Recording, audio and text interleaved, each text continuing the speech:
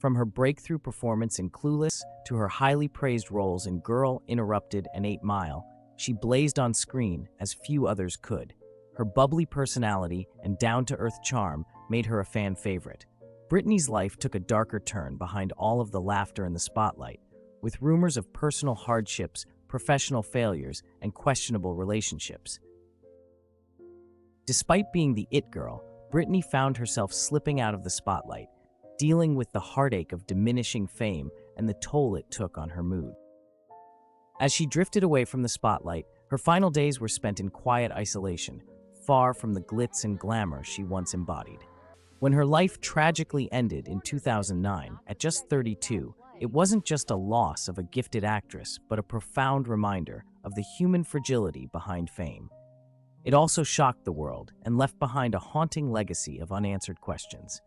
Here in this video, we'll uncover the highs, the lows, heartbreaks, and the chilling mysteries surrounding Brittany Murphy's life and tragic end. Here's the Yellowers. Brittany Murphy was born Brittany Ann Bertolotti on November 10, 1977, in Atlanta, Georgia, to Sharon Murphy and Angelo Bertolotti. Her parents divorced when she was young, and she was primarily raised by her mother, Sharon, with whom she had a close relationship with. After the divorce, Murphy and her mother moved to Edison, New Jersey, where she spent much of her early childhood. Her love for performing became evident early, and she began acting in local theater productions at a young age. Murphy and her mother relocated to Los Angeles, California, when she was 13 to help her pursue an acting career. Brittany stating, quote, "When I asked my mom to move to California, she sold everything and moved out here for me. I was really grateful to have grown up in an environment that was conducive to creating and didn't stifle any of that." Shortly after the move, she landed roles in commercials, small television parts, like Sister Sister and Boys Meets World, and eventually larger roles. By the mid-1990s, she started gaining much attention in Hollywood. Brittany first received the script for Clueless, written in 1994, when she was just 17 years old. The movie, directed by Amy Heckerling, was casting young actors for high school roles, and Murphy auditioned for the part of Ty Frazier, a quirky, sweet-natured new girl. Her performance in the audition impressed Heckerling, and alongside co-stars Alicia Silverstone and Stacey Dash, Murphy was cast, marking her breakout role. With Heckerling recalling, quote, "We saw a lot of people for the part of Ty, and I felt like everybody was kind of acting it as opposed to just feeling it." Also stating, "And when Brittany came in, she was just genuine. She just felt like a sweet girl who kind of didn't fit in with the others, and was just trying and being nice, but, was lost in this world.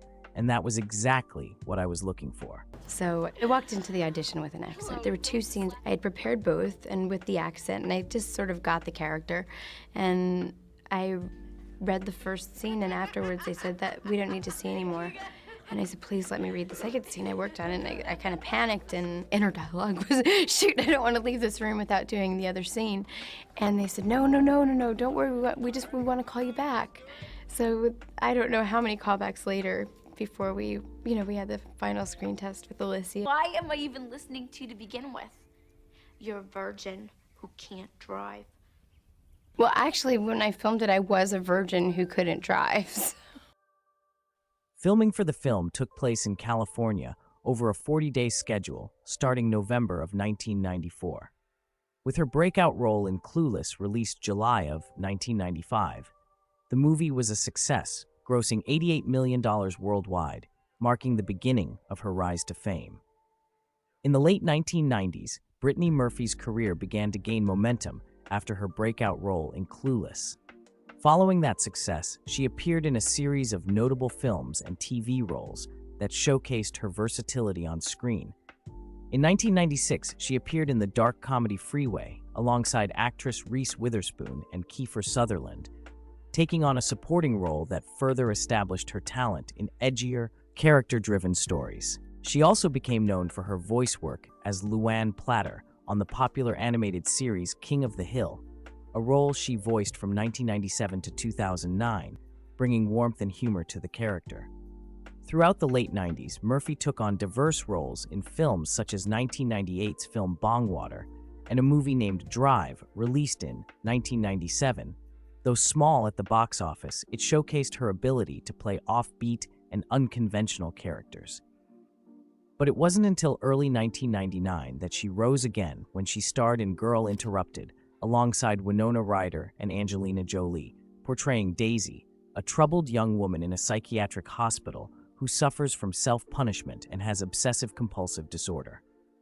Director James Mangold described his time on set, stating, quote, "She was only with us on set a few weeks. My funniest memory is when I was doing that scene with the chicken under the bed with Angie and Winona and Brittany. I remember getting so frustrated because they all kept breaking out laughing all the time as we were doing the scene and couldn't just hold it together."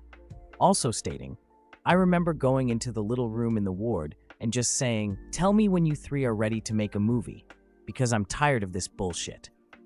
And I slammed the door on the three of them and went and sat in my director's chair. And I remember they all looked up at me like, 'Holy shit, he's pissed.'"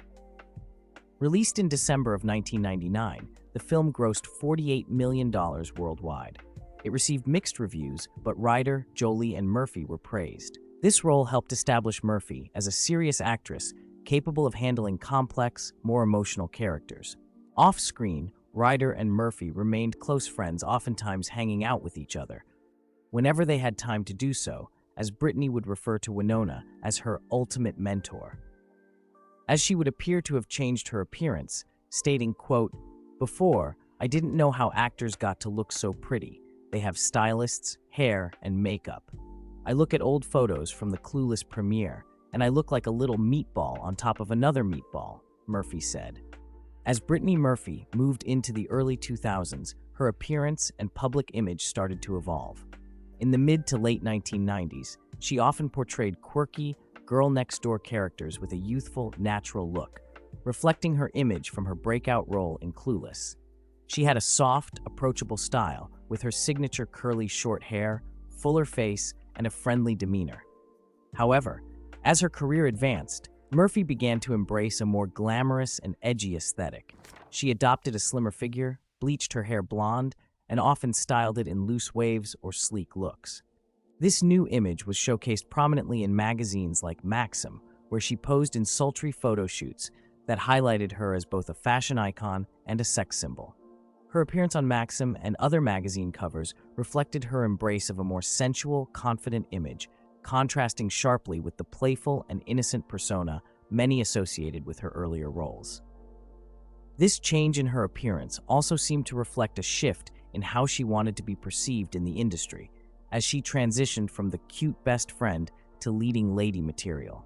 After being denied a role in year 2000's film Coyote Ugly, she appeared in Interview magazine in 2000 talking about her physical changes, saying, quote, "You know, someone very important in Hollywood said that I wasn't f***able enough.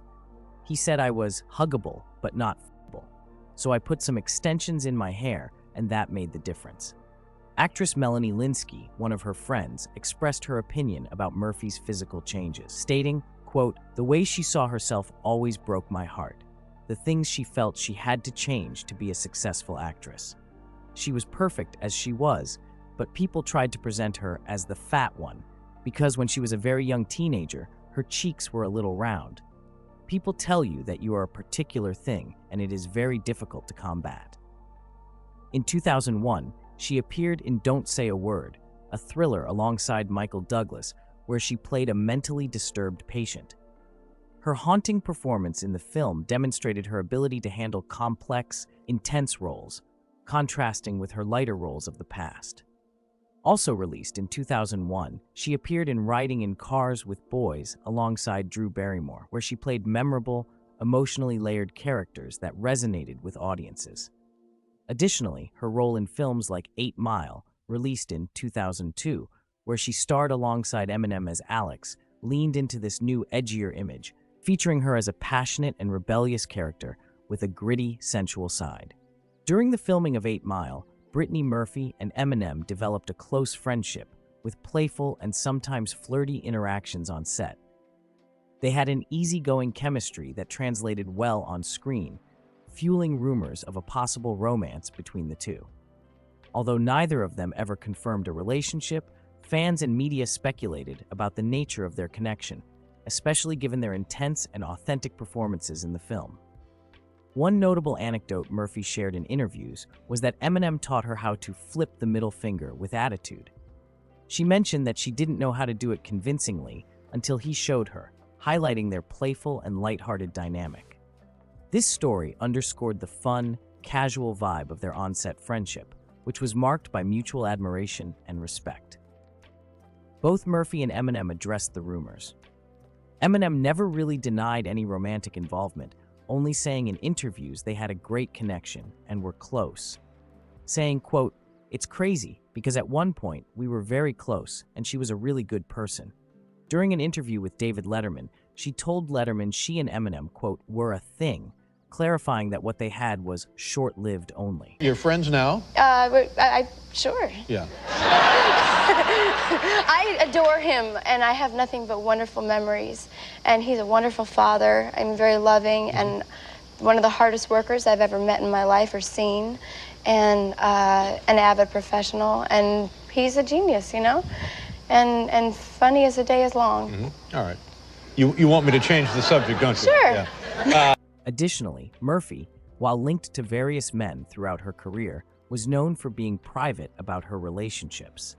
In the summer of 2002, she began dating Ashton Kutcher, whom she met when they starred together as co-stars in Just Married, released in 2003.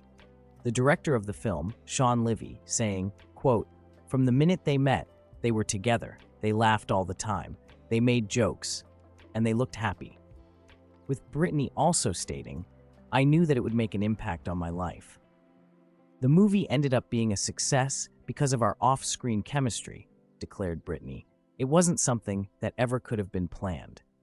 Later declaring, "I'm really in love, and it's the greatest feeling." Everywhere they went, she enjoyed the attention and prying eyes they were getting as a couple, openly kissing, hugging, and holding hands, knowing the camera was documenting their every move. At the time, Kutcher was already well known for his role as Michael Kelso on the hit sitcom That 70s Show, which began airing in 1998. His goofy, lovable character made him a breakout star, and by the early 2000s, Kutcher's popularity was rapidly rising due to his new prank-based show Punk'd, which showcased his comedic, playful personality and made him a household name.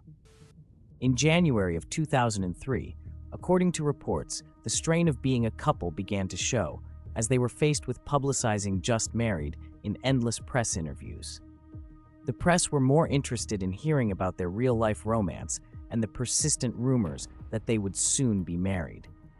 After the movie was released, by then her relationship with Ashton was crumbling. Kutcher's social life, filled with celebrity friends like Sean P. Diddy Combs and frequent nights out, stood in stark contrast to Murphy's more reserved nature. By that time, P. Diddy, known for his flashy lifestyle more than his music, had entered the entertainment spotlight with a lawless reputation and was a known figure who had dated Jennifer Lopez and had several run-ins with the law, but also known as arrogant with a big ego. The media would often point out how it seemed like a Saturday Night Live skit rather than an actual friendship, but immensely the pair hit it off immediately. They were often seen courtside at basketball games or laughing it up at award shows and parties. Known as a homebody, Murphy preferred a quieter lifestyle, focusing on her career and spending time at home with family or close friends. This difference in lifestyles likely put a strain on their relationship, and by the spring of 2003, the actors had gone their separate ways. Their breakup was widely covered, especially as Kutcher moved on to Demi Moore in a dating relationship that shocked Hollywood at the time, who at the time was promoting a career comeback. My man Ashton Kutcher, he does the punk show, right? And he's dating Demi Moore. My man's a real pimp. Because he used to go out, what's the other girl? He used to go at Brittany Murphy. So you got to watch out for Ashton Kutcher, boy, because he'll take your girlfriend and your mother. That's right. Ashton Kutcher is literally a It appeared that Ashton did not appear to take this breakup with Brittany Murphy as hard as she did, stating in an interview shortly after, saying, quote, "I wouldn't recommend dating coworkers. It's not smart at all." Promoting her film The Uptown Girls, Brittany, during a visit to The Late Show with David Letterman, she addressed the couple saying, quote, "I suppose the crux of their relationship basically means to him that age doesn't matter, and to her that size doesn't matter," she said, later stating that she was kidding, saying, "He's a comedian. It's a joke. He'll get it." I did learn one great lesson from a past relationship, and that was to never talk about relationships in print again, because I'd rather live my private life than read about it, she told CNN soon after the Letterman episode aired. In 2004, she briefly dated and got engaged to talent manager Jeff Quatinetz, but their relationship only lasted 4 months after he admitted to having feelings for an ex-girlfriend and was also briefly engaged to production assistant Joe Macaluso in 2005 after meeting him on the set of Little Black Book. However, their engagement ended amicably in August 2006. These relationships highlighted her struggles with finding lasting connections amid a busy career and the pressures of Hollywood. Experiencing heartache and pain, it was during this vulnerable time that she reunited with an old family friend, a British screenwriter, Simon Monjack. On one occasion, she told tabloid journal OK that she happened to meet Simon when she was 17 years old and that the two had been in contact over the years. In May of 2007, after less than a year as a couple, the two got married in a private Jewish ceremony. During this time, the tabloids would frequently describe how odd the couple looked together, as Simon was portly and older, a character everyone painted to be a bit shady who had a history of legal and financial troubles, and Brittany, who was young, sweet, and bubbly, was just being used. After their marriage, Murphy's life and career began to change significantly. She became increasingly isolated, spending most of her time at home with Monjack and her mother, Sharon Murphy, who also lived with them. Brittany was there to care for her mother, Sharon Murphy, a breast cancer survivor suffering debilitating neuropathy. Spend my mom and I against the entire world, always. We're a duo. We're a team. Wherever we go together. She's Superwoman. She is my earthbound angel. And if I talk more, I'm gonna cry. And this camera is not Barbara Walters, okay? The once vivacious actress who enjoyed mingling with Hollywood peers and attending red carpet events seemed to retreat from public life. She rarely made public appearances, and when she did, admirers and the media noticed her weak appearance and erratic conduct, raising concerns about her health and well-being. After appearing in successful films such as Sin City, released in 2005, and Happy Feet, released in 2006, by 2007, 29-year-old Brittany Murphy had gone from an A-list to leading lady in box office disasters. While she continued to act, her parts were in lesser, less prestigious films, many of which were released directly to DVD. According to some reports, Monjack's domineering demeanor and meddling in her business affairs may have contributed to the impression that she was hard to work with, which may have hindered her ability to land major production leading parts. As Simon reportedly stated, Brittany would cry for hours, and Simon believed there had been a conspiracy against her among former agents and managers, stating, quote, "It wasn't about the money. She wasn't going, 'Oh, I'm not being offered $10 million to do a movie.' It was, 'I'm not getting offered anything where I can really show what I can do. I can sing. I can dance. I can do all these things I was put on earth to show the world,' and somehow she was being blocked from doing it." For the final 3.5 years of her life, from 2006 to 2009, she, her mother, and Monjack resided in the same mansion that Britney Spears once had occupied. She even retained a significant portion of her older furnishings after purchasing it in 2003 for $3.85 million, according to property records. In November 2009, Murphy worked on what would be her last film, The Caller. Crew members described her as frail, distracted, and visibly unwell. There were several reports of her being breathless and struggling to focus. Soon after, Murphy was fired from the horror film and was reportedly replaced by Twilight's Rochelle Lefevre. Murphy's physical appearance also drew attention. She had become noticeably thinner, with rumors of drug use and health problems circulating. With the holiday season around, and as 2009 was coming to an end, feeling the dread of Hollywood, Simon expressed how she wanted to start fresh in New York, where they could start a family and desired to be in independent films. December 1st, 2009, Murphy appeared at the Los Angeles premiere for her indie flick Across the Hall. In an interview with Maximo TV, Brittany, usually full of energy and light in her eyes, seemed nice and greeting, but also a bit dazed and lost to the track of the reporter's questions.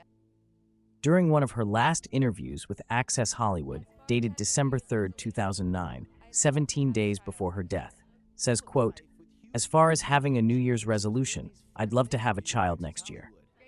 In the weeks leading up to her death, Brittany was reportedly battling a respiratory infection that had worsened over time. According to Monjack and her mother Sharon, she had been experiencing flu-like symptoms, including severe weakness, coughing, and shortness of breath.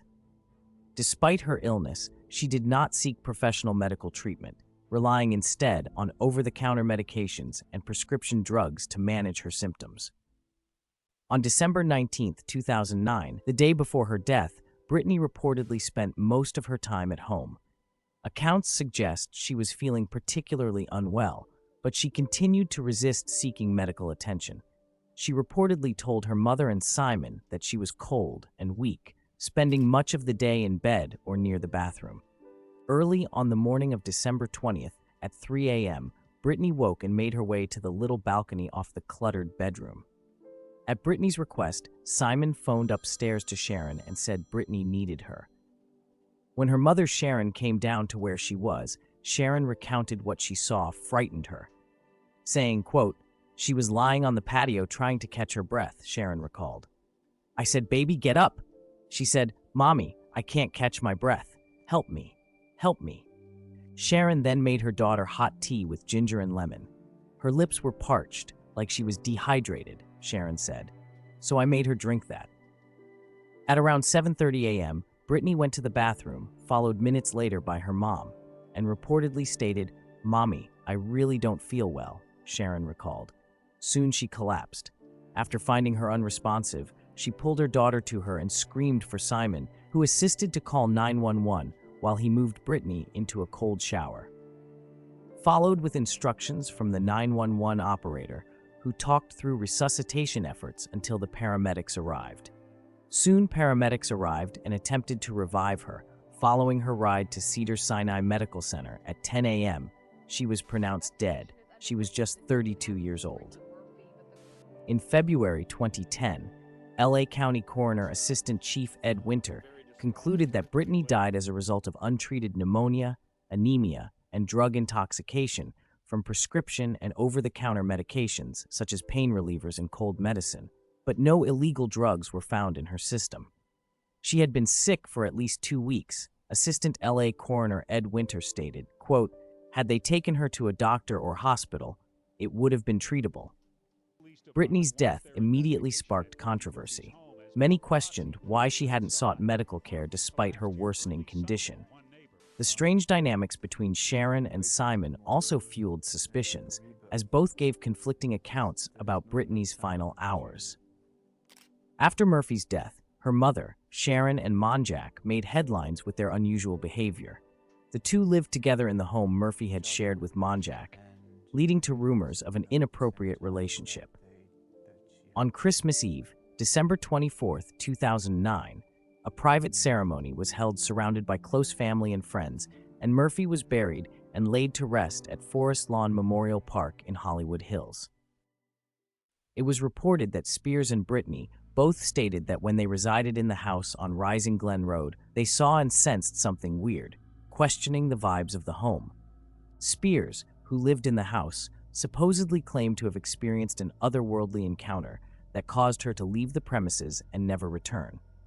The singer's former makeup artist, Julianne Kay, recounted on an episode of the We Need to Talk About Brittany podcast in February 2021, stating, "It was so bad that she left. She went to the Casa del Mar Hotel to stay there and never went back to the house." She goes, I know you're going to think I'm crazy. I'm not crazy. I know what I saw. I know what I felt. Monjack revealed in an interview with The Hollywood Reporter shortly after Murphy's death that his late wife avoided the house at all costs.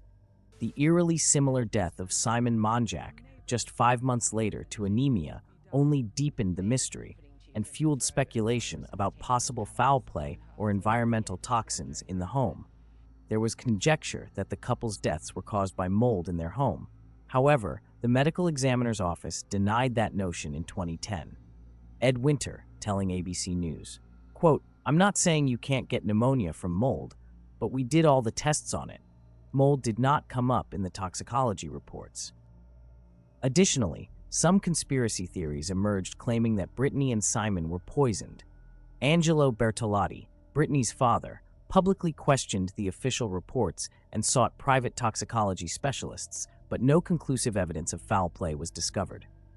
With the back-to-back deaths of celebs during that time, due to toxic combination of prescription drugs, which may or may not have been obtained legally, it seemed to have been a growing trend happening rapidly, with an expert pathologist telling CBS News, quote, "I bet you that this young lady tragically died in the same way that Michael Jackson did, and Anna Nicole Smith and her son, Daniel Smith, and Heath Ledger. A combination of drugs that had been prescribed for her husband, for her mother, in some fictitious names, probably by doctors who are very, very quick to make available anything that celebrities want, sometimes using knowingly fictitious names." Also stating, so, even though these drugs are, quote, "legal," many times they are illegally obtained. And it's a tragedy, Wett said. It's being played out everywhere in America every day, and we only come to know about it when it involves celebrities. In interviews, Brittany was captivating, a ball of energy who often giggled her way through conversations, her eyes sparkling with enthusiasm. Her love for her craft and life itself was palpable.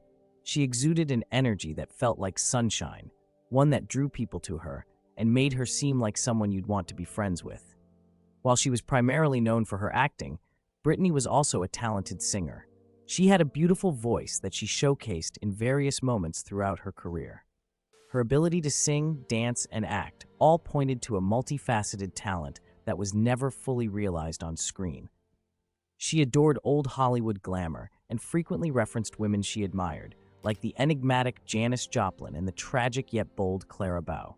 These icons, known for their artistry and struggles, seemed to reflect parts of Murphy's own life. Brilliant, yet tinged with fragility. In January 2003, her pal and actress Drew Barrymore conducted an interview for Interview magazine.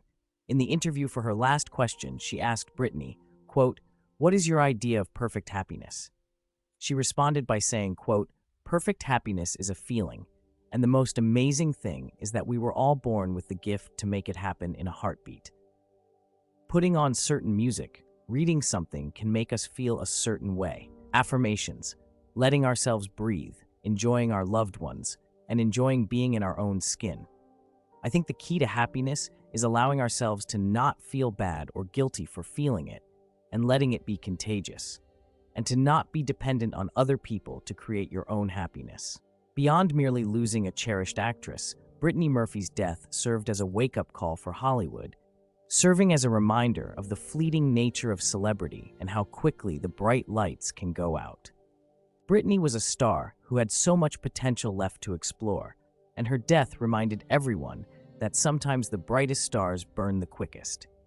In the years following her death, tributes poured in, and fans fondly remembered the roles she had taken on, the joy she brought to the screen, and the person she was off camera.